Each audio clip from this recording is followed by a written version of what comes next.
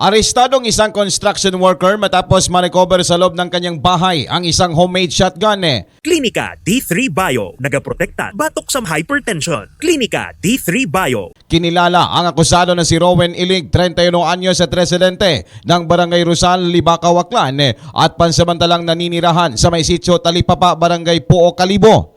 Sa bisa ng search warrant, hinalubhog ng Provincial Intelligence Unit at ng Kalibo PNP ang bahay ng nasabing akusado kung saan na-recover ang isang homemade shotgun na may 5 bala na nakalagay sa gilid ng pader malapit sa kanilang kusina. Todo tanggi naman si Ilig na sa kanya ang na-recover na armas. Ayon sa kanya may 5 anak ito na pawang mga minor de edad kaya imposibleng ilagay doon ang nasabing armas.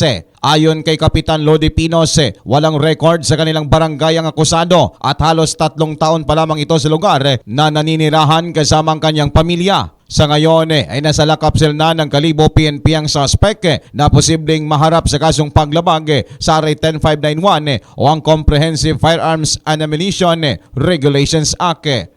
Balita Regional mula dito sa probinsya ng Aklan. Ako si K5 Leonard Viray para sa kampiyon na balita, serbisyo publiko at kasiyahan sa Kalibo. K5 News FM. Klinika D3 Bio, nagaprotekta batok sa hypertension. Klinika D3 Bio.